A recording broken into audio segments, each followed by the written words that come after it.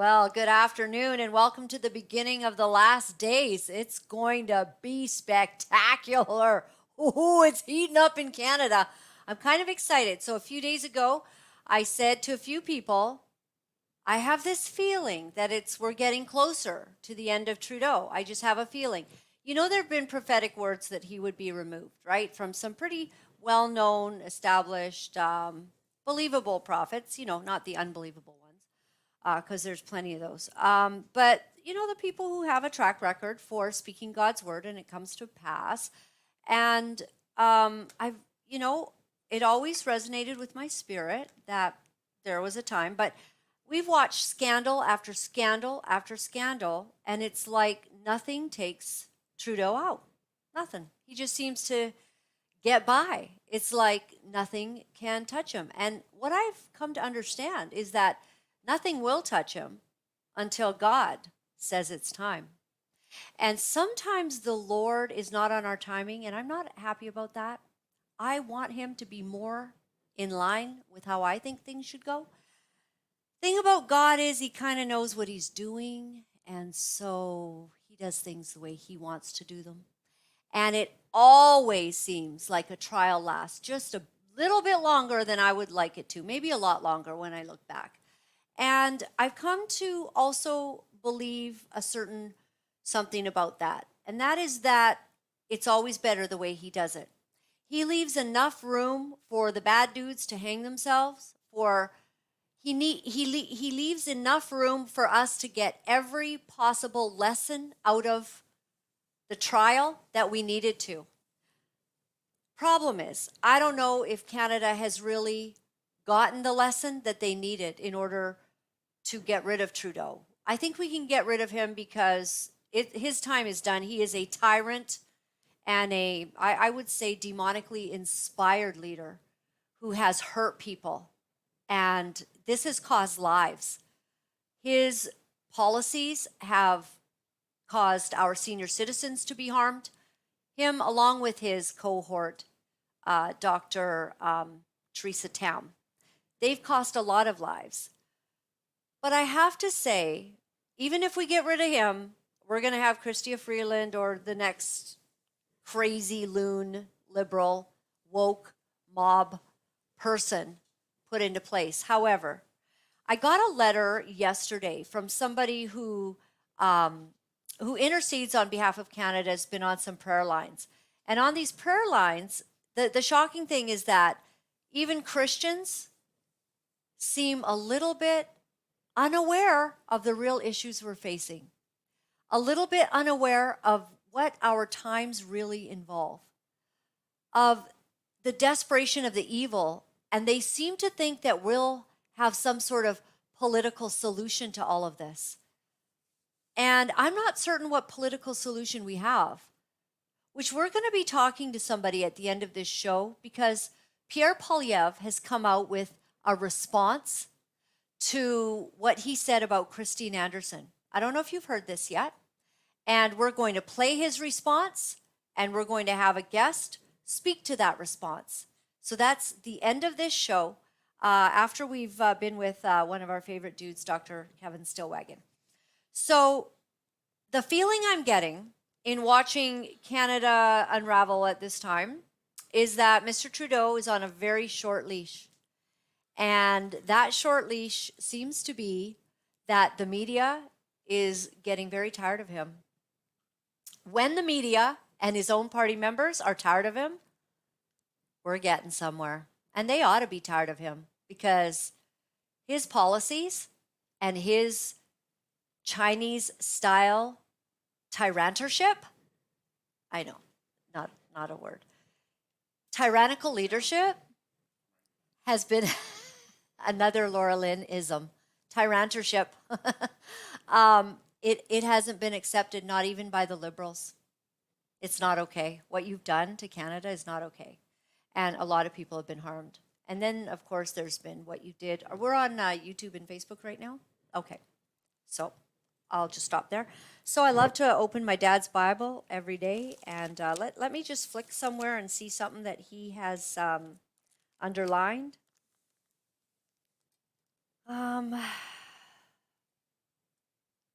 Oh, I've read that one before. My dad loved his Bible. Oh, remember we had Bo Polney on? Well, my dad's underlined this. I think Bo was talking about the 70 years and blah, blah, blah. I don't even know what it totally says, but it's underlined in red. See what my dad thought was important. Jeremiah 29th 10. For thus says the Lord, that after 70 years be accomplished at Babylon, I will visit you and perform my good word toward you in causing you to return to this place. So there's a lot to be said for 70 years. I know that my dad, in studying the word, he would understand that sometimes 70 years is it's sort of a marker, like 70 years, that people are enslaved, or something comes about. So let's hope. So 70 years ago would have been 19. So what?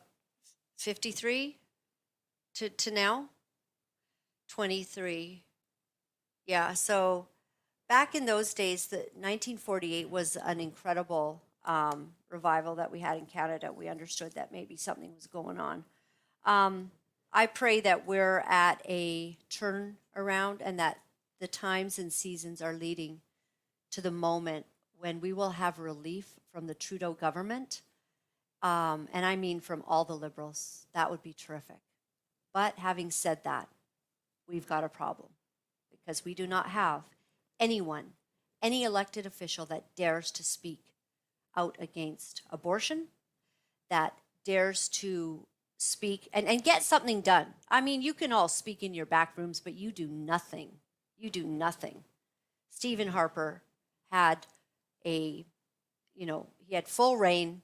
He did nothing on abortion. Our country continues to hurt the most vulnerable. I want to show this quick video before we bring our guest on. In the quest for truth regarding foreign interference in our elections, Liberals continue to play games as they duck and hide from the opposition questioning of Trudeau's Chief of Staff, Katie Telford. Have you heard about this? Members of the Standing Committee on Procedure House Affairs from the opposition parties just returned from the committee room. The committee was suspended this morning during its deliberations on the motion to have the Prime Minister's Chief of Staff, Katie Telford, testify on knowledge that she had and briefings that she received on foreign interference efforts in Canadian elections. This is following, of course, yesterday the Prime Minister's announcement that, in spite of calls from all opposition parties to have a open, transparent public inquiry, his efforts to further his cover-up and use a process of a secret committee with secret results where there would be no transparency for Canadians. So all opposition parties attended the meeting room this afternoon. The Vice Chair, Mr. Nader, was prepared to gavel in for the meeting, but the Liberal Chair and Liberal members did not attend the meeting room, and so quorum wasn't achieved, and they've continued their cover-up that is to follow their filibuster from this morning. We're going to continue to press for answers and continue our calls for the Prime Minister's Chief of Staff, Katie Telford, to appear at committee. Oh, you see, why are they freaking out? Why do the Liberals not want that to happen? Because there's something to hide. That's a problem. That's why. So I want to show you this. I go to National News Watch, just so you know, I like to see, hey, what's everyone talking about? When you see a whole bunch of articles that are all about the cover-up, 2 high-level memos allege Beijing covertly funded Canadian elections candidates. That's global news. Trudeau again deflects questions on foreign election interference. That is the CBC. Beijing is an existential threat to Canada, Liberal MP says, amid interference probes. Oh, so the Liberal guy, he's not covering for this. Really? He's talking about Beijing being an existential threat when Mr. Trudeau is trying to say basically nothing to see here. Liberal MP, former Cabinet Minister Marc Garneau is leaving the House of Commons. Now, why is that? See, all of this, Liberal MP and former cabinet Marc Garneau is resigning after 15 years in politics. He did not answer questions this morning about why he's stepping down. I think we have a problem. I think Mr. Trudeau has a problem. So we look forward to seeing it. So he was questioned. Mr. Trudeau was in a scrum, I believe.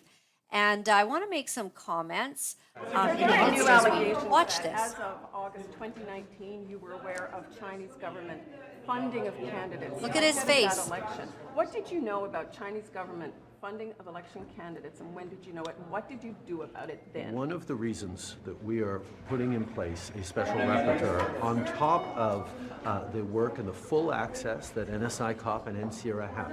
The members, the Conservative, Liberal, and NDP and senators, members of the National Security and Intelligence Committee of Parliamentarians will have access and have access to all top secret documents, all briefings that might have been made or could have been made or were not made, When from did you know, CSIS sir? to When did you parliamentarians. know? And When the did you know? process When did you around know? this When did you remains know? Did you hear this? something that we have to make sure is looked at by parliamentarians and by press has experts given him a who have pass. proper security clearances quelle for est that. la nation? I understand the They're not extent giving to him which a pass Canadians have anymore. very real questions about this. It is of concern They're fed to up. people that China Even continues to try now. to interfere, and other countries are interfering in our democratic processes in the core of our democracy. And par rapport à that is Hong why- Kong, qu'est-ce que and vous avez that is vérifié why auprès de lui? it is so Just important ignoring. that authorities, parliamentarians, and experts with the proper clearances can look into everything that was done in a responsible way, in a way that doesn't Vous l'avez put at déjà risk dit, Monsieur Trudeau. La national question, c'est, security, Monsieur Andong, in a way avez-vous that fait des doesn't put vérifications? at risk national security, in a way that doesn't compromise That the already people who happened. work But did you for our compromise the national 2019 security. election? I just told you, you can't compromise compromise the your election. that you shouldn't be appointing your MP member, and you did it anyways. Look at how angry they are. As we know, this is an issue that needs to be taken extremely seriously. This government has always taken it extremely seriously. And to be quite honest, I know that no matter what I say, Canadians continue to have questions about what we did and what we didn't. And that is why is an being independent special rapporteur is going to be able to look at the entire landscape and dig deeply into everything anyone knew at any point and come back to it, as Do you can deny knowing already ahead of the election? NSI COP, Sir, did you as not- Monsieur can Poilievre vous accuse d'avoir trahi la These are nation issues canadienne à cause de cette incertitude-là. Il vous These accuse d'avoir are trahi issues la nation that canadienne. deserve to be looked at Qu'est-ce que vous with répondez à deep ça? seriousness Mais vous nous l'avez and dit, with ça, such déjà, Monsieur Trudeau. Sur Andong, Do you hear them? Do you deny knowing ahead of the election? Do you deny knowing ahead of the election? Wow. So I feel like if all of these reporters don't have permission from the higher ups to be this assertive with the Prime Minister, they would lose their jobs for this if it were not now sanctioned, that they are now able to question him firmly. And let me tell you something. I know that when people begin to get brought down, I can actually feel sorry for them, and I feel a sadness in my heart. And even when it's the worst person, like sometimes I'm like, oh, that must really hurt, you know. And I do believe that Justin Trudeau needs to face some things. That we want justice. We want a righteous leader put over Canada, and he has not been. And the Lord God will deal with him. And it's funny that it would come over this, like something that we've known about. Our election was a long time ago. Why do you think this is being allowed? Well, this is perhaps the stone that takes out this Goliath. I don't know. I pray for that. Shall we head into our esteemed guest now, right? We'll put everything else aside. I do not want to miss another moment with Dr. Kevin Stillwagon because he became one of our favorites. And I traveled with him and was amazed at the information that he was able to convey in such a simple manner that we could all understand it. Not being trained in, medical ways and all of that, it would always be just a little bit difficult to understand all those things that the doctors were talking about. But Dr. Kevin Stillwagon had a way of explaining it so concretely that we understood. And one thing we understood from him was that there was some serious questions regarding all of the vaccines. So I think that we're going to ask Dr. Stillwagon to come on, and then we're going to say a very hello. Let's say a quick hi before we say goodbye to YouTube and Facebook. How are you? I'm doing great, Laura-Lynn. Always great to talk to you and see all my friends up in Canada again. This is great. Thank you so much. Thank you. And you are in a hotel, you are traveling, and you're taking time out of your very busy schedule to be with us. So I appreciate that an awful lot. Well, you're very welcome. It's Yes. just a pleasure to help spread the truth any way I can. Yes. Well, you're a pilot, and so you have Yeah. some understandings of some of the difficulties. Maybe before we let go of the other channels, where we're going to put the link, everyone, to get over to Rumble as fast as you can, because we're going to talk about some things. We want to be respectful of the platforms that we're on that do not wish to have that discussed. So we will say goodbye in a moment. But you're a pilot. You were formerly of Delta Airlines, and Right. we're seeing that. I've heard a rumor that not quite yet, because before we talk about anything, I've heard a rumor that they want to go to just one pilot. Have you heard that, or do you think that's just a false rumor?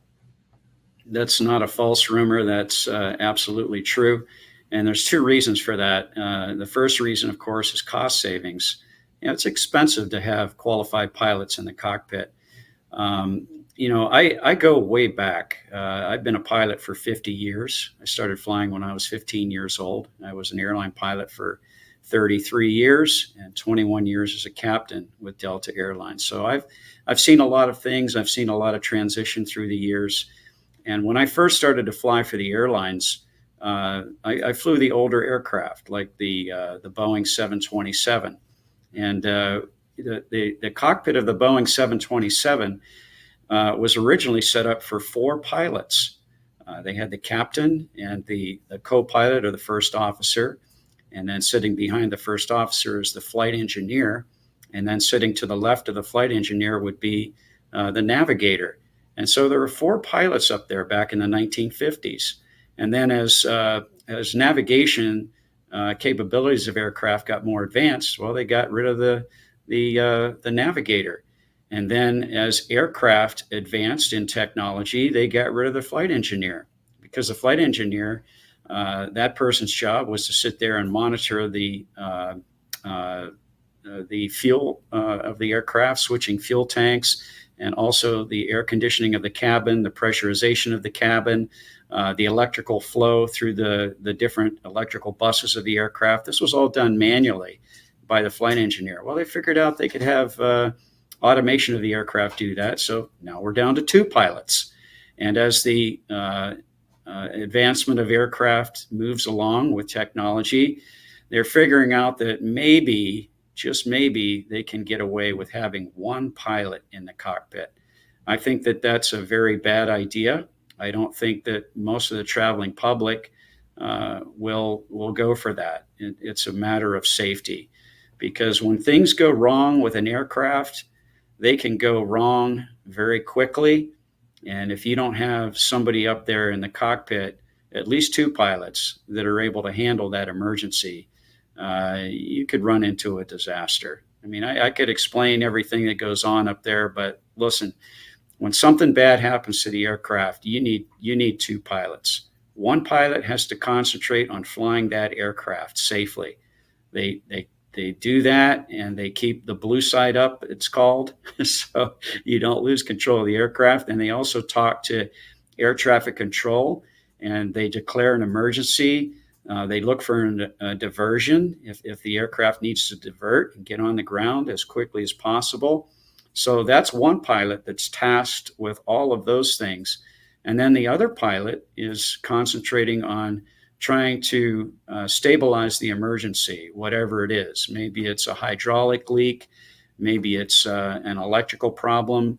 Maybe it's a fire in the electrical system. Maybe it's a pressurization problem, you see. So there's There's all kinds of things that can go wrong with an aircraft. So you really need two pilots up there to manage that. So the thinking of these people that want to go down to one pilot is, well, perhaps we can have the aircraft automated enough so that it can control the emergency by itself. In other words, it would have sensors that would shut off certain valves that need to be shut off, and maybe electrical switches that will transfer electrical power to standby buses or standby generators, and be able to do this all on its own versus having the pilot do it manually, you see. So this is where their thinking is going. But in order to do this, you would have to still have another pilot involved in the sequence of events. And so that pilot would be somebody on the ground that would have complete communication with the aircraft at all times, so that you would still have two pilots involved in the scenario. But the problem with that is if you lose communications, now you're down to one pilot again. And if that one pilot has a medical emergency or an incapacitation, now you're going to lose control of the aircraft, and people are going to have loss of life. And that's what we don't want to see happen. So it's all about safety. Seems like a bad idea on every side. It is for all the years that we've ever flown, has there ever been a one pilot rule ever in your career or knowing? Yeah. Well, there's different federal aviation regulations down here in the United States.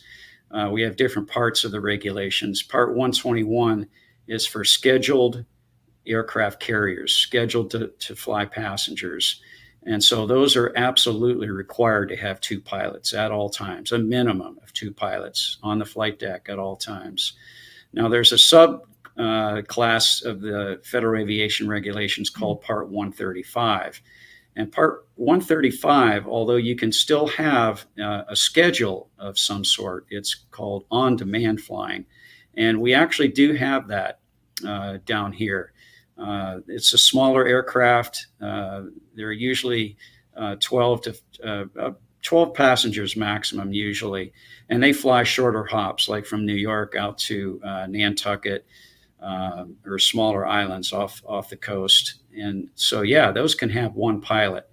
But these times that we're in right now, where we've got subclinical myocarditis, that's an issue in pilots, which just happened recently. We had another pilot that went incapacitated without warning.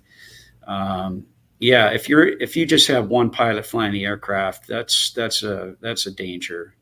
And I recommend people, if you're going to be flying on a smaller aircraft, on a Part 135 down here in the United States, and it's just one pilot, I wouldn't do it if that pilot was injected with this experimental product. It's just too dangerous. Yep, I'm with you. It's already caused a new added sort of level of anxiety for me personally, flying. Yeah.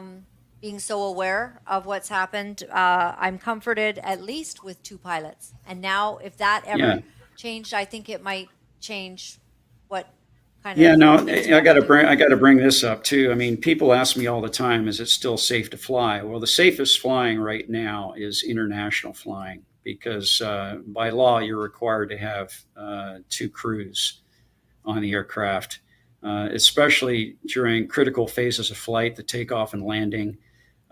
It's required to have both crews in the cockpit. That way you have a crew monitoring the crew that's actually in control of the aircraft. And this is all for safety reasons. And so you've got plenty of backup there. But on domestic flights, and I'm sure it's the same way in Canada, if it's flights within Canada, on a normal passenger aircraft, even if it's 200 to 300 passengers, if you're just flying within Canada, they're only required to have two pilots. And the chances of both of those pilots being injected is pretty high, because this was mandated. It was mandated into pilots. And so if we run into, serious problems, if this, gets to be a serious concern, they're going to have to be required to have another pilot sitting in the back of the aircraft, another qualified pilot on that particular aircraft, just as a backup. But again, this is going to be very expensive, and it's going to require a lot of extra staffing when we're already in a pilot shortage. There's a serious shortage of qualified pilots right now. And that's happening for a number of reasons. Number one, when this whole COVID scare began, nobody wanted to fly. They were afraid of infecting each other, which is not how this works. So they didn't want to be on an airplane, and so airplanes got parked, pilots got laid off, pilots took her to retirement, and then when the demand for air travel came back, it came back robustly, and people were just ready to get back on the airplane and start flying again. And so, where are the pilots? And so that runs into staffing issues, you see. That's it. And then we That's have it. we have the problem now with adverse reactions that are coming out of this injection. So what we'll do, is we'll say goodbye to YouTube and Facebook. Just go to the link, and we're going to have a very frank discussion. We want you all there, and we'll see you there in a moment. So Rumble, Laura-Lynn Tyler Thompson. You can search it on Rumble or just follow the link and get there. Thanks, Dr. Stillwagon. Continue. Stillwagon. Yeah, and so if this gets to be a problem, then you're going to have another pilot.